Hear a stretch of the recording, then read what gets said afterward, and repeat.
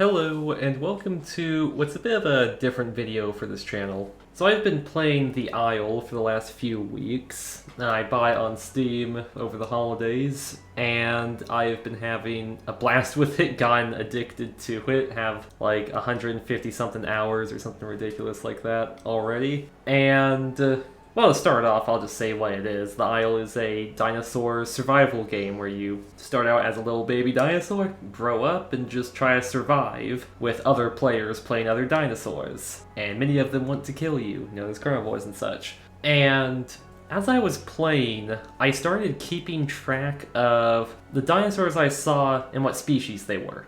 And I just made a spreadsheet and would just add them to that every time. And eventually made a graph of it, because I like graphs, they're nice and pretty. Like, I love data. Hated statistics class in college, but love looking at data. And as a result of this, I have some interesting data that I'd just like to share somewhere. And also will play into some upcoming videos. So, without any further ado, here's the first graph taken in within about the time range of the first 2 weeks I played the game, which was right after they added the gore update. So there were some balance changes to dinosaurs, and that's possibly seen in the graphs I'm about to show.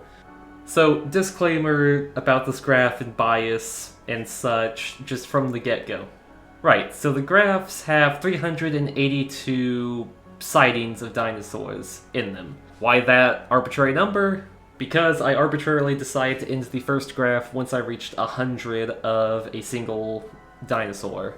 And that dinosaur was Carnotaurus, so I just ended it there.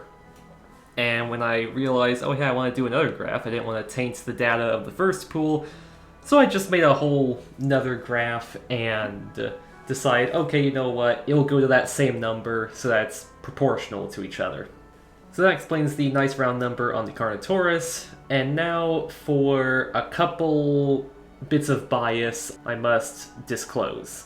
So Deinosuchus is likely significantly underrepresented, because if you're playing as anything other than a Deinosuchus, the only Deinosuchuses that you see are ones that are at the surface of the water or on the shoreline, or the ones that come out of the water and kill you. Any ones that are traveling under the water, any ones that are hiding in wait to murk you at the water's edge, but you don't decide to go get a drink at that time, those ones I don't see, so they're not put on the list. The one time I played Deinosuchus, I saw a ton of Deinosuchuses, and I could see ones under the water, and I realized that this bias could creep in, so during that life I only counted ones that I saw on the surface.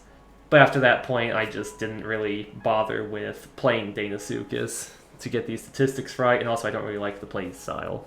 So there's possibly some bias there that's decreasing the number of Deinosuchuses from what it actually is. Another bit of bias, Dryosaurus and Hypsilephodon, because they are very small herbivores, and they like to keep to forested areas, areas with a lot of foliage to hide in, naturally, most of the time they do not want to be seen. So necessarily that means I see them less. And also they're tiny, so they're already pretty hard to spot.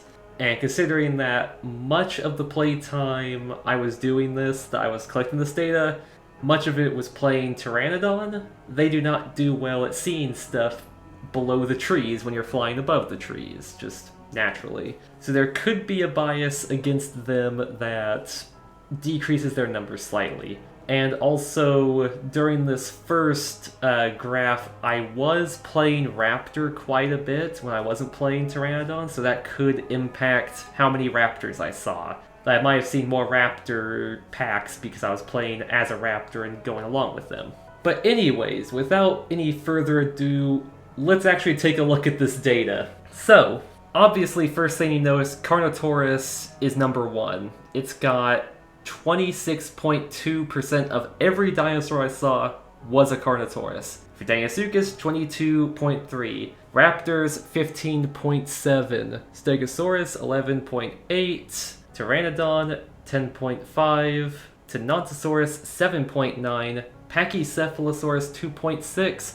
Hypsilephodon, 2.1. And Dryosaurus, a single percentage point. So already with this graph, we have a lot of interesting stuff going on. The two top predators are number 1 and number 2. Next following is the other carnivore that's not Pteranodon, which is more of a piscivore than anything else, really. So you have the 3 main carnivores, Carnotaurus, Deinosuchus, Omniraptor, are the top 3. Then it is followed by the larger herbivores, then the smaller ones, which generally aligns with what players tend to do in these games. Carnivores are more popular in general than herbivores. They get a lot more exposure in media. I mean, heck, my favorite dinosaur is Velociraptor, so yeah. And it must be said that the huge number of Carnotauruses could also be because Carnotaurus got a significant buff in the last patch. But let's continue to the second graph. Now, this graph was taken in the following 2 weeks I was playing. And you'll notice it generally stays the same with a couple of key differences. So, first thing you probably noticed is that Pachycephalosaurus went up a whopping 6 percentage points and takes up a much larger share of the pie. Deinosuchus went down a bit, though then again, keep in mind this could be due to bias. I could have just not have seen more Deinosuchuses during this time. Meanwhile, like Dryosaurus and Pteranodon stay at exactly the same number. Omniraptor was an interesting one in this. It's only 1 percentage point off of the previous graph, but whenever I was recording the data for this graph, I really did not see any raptors for 90% of the time, and then right at the end, raptors just made a massive comeback. Like, within a very short amount of time, I must have seen at least 20 or so raptors, and it brought them almost to what they were in the previous graph. So, either it's sort of in line with things, and the graph's accurate, or possibly it got skewed by some random packs at the very end. But the fact that I didn't see raptors for a very long playtime might suggest that there are actually less of them, so it might be biased in favor of the raptors because of that event. And now, looking at these two, we can actually tell a little bit about like what's going on in the meta currently. Because, now this is all just from what I've heard, because I didn't play the game before the update. But Carnotaurus got a massive buff, Omniraptor got a massive nerf, I believe Pachy got a significant buff, and we see this play out in the data. Tons of people playing Carnotaur, not nearly as many people playing the Raptors, and it even goes down a bit the second week, but the interesting thing is the Pachycephalosaurus having this huge increase. And my personal theory on it is that it's spurred by the number of Carnotaurs. Because, well, I'll pull up this other graph here. So this is the amount of times I've been killed, and by what. And you will very quickly notice that Carnotaurus makes up 50% of that. And what is the natural counter to Carnotaurus in the current meta? Pachycephalosaurus. You get one charge off on a Carnotaurus and break their leg, they're donezo. They're dead meat. Like, they're not going to kill you. You can run off, but you won't. You'll finish them off, like the murderous beast you are. But it's very interesting because that possibly shows that there is a direct correlation between if there's a lot of Carnotaurs, people start playing the creatures that will counter them. And now, if we look at this last graph, which is a combination of all the data from the first two graphs, so it averages them out, we get these final percentages here, and something I realized was that, so percentages are out of 100. There are 100 slots in a server, and the server that I did all this on was the official North American servers. And what you can do with this data is directly correlate percentages to a server slot. So, on average, now this isn't gospel, this isn't like, if you go on a server, this is the exact number of these on the server, but on average, there are 25 Carnotaurs, 19 Deinosuchuses, 15 Omniraptors, 10 Pteranodons, 2 Hypsilephodons, 1 Dryosaurus, 9 Tenontosaurus, 10 Stegosauruses, and 5 Pachycephalosauruses. At any given moment, that is the average number of those dinosaurs on the map, which is interesting to note. And taking a look at these two graphs here, we can see the ratio of herbivores to carnivores. And I've got two of them because one includes Pteranodon, the other gets rid of it because Pteranodon's more of a piscivore and exists in its own ecosystem, really, from the rest of the cast. So if we just ignore them and take the carnivores that actually interact with herbivores and predate them, we end up with a split of 68% carnivore to 32% herbivore, which in terms of real-life ecosystems is very backwards, because in real life you have this whole complicated thing with biomass and energy exchange and like losing energy as you go up or down trophic levels, whatever, a bunch of biology stuff. But in general, just simplifies to you need to have more herbivores than carnivores. Carnivores need to kill multiple herbivores to live, so there have to be more herbivores around than carnivores necessarily for there to be a sustainable population to sustain the carnivores. And now none of those sound like words anymore. But yeah, the Isle has it greatly backwards, and other YouTubers have mentioned this and gone into much more detail on all this stuff and possible remedies. I'm not going to provide any of that because I don't know. It's just something interesting to see. But one thing I would like to draw attention to is the dominance of Carnotaurus and Deinosuchus, and to a lesser extent, Stegosaurus and Pachycephalosaurus. So, why do people play these dinosaurs? Because they're the best, because they're the biggest, really. When you look at it, Carnotaurus is the apex predator of the land. There is no predator that competes with it currently on the land. The only things that it has trouble preying upon are Stegosaurus and Pachycephalosaurus. I mean, a Pachycephalosaurus it can maybe take down solo, maybe, but two of them, the bone break is just really overtuned at the moment, so yeah. Deinosuchus is completely unmatched in the water. I mean, not just because there's no other aquatics, but I mean, it's just a big predator that can take down anything on the shoreline, and as a result, people play it because they can get these kills. Stegosaurus just has a ludicrous amount of damage and health, and as a result, once it's full grown, doesn't fear anything. I mean, heck, they go to the waterfront to fight Deinosuchuses because they're bored, because nothing can kill them. And now I will go on a slight tangent about Carnotaurus and Deinosuchus specifically, and the balancing of cannibalism. So I've guessed that cannibalism is a mechanic that exists with Carnotaurus and Deinosuchus, not just because of any paleontological evidence that they do have cannibalistic tendencies, but as from a gameplay balance standpoint, theoretically, if you had an overpopulation of Carnotauruses or Deinosuchuses respectively, they would thin their own herds. If you have too many of them, they will start eating each other. And this is sort of shown with Carnotaurus's very fast hunger rate.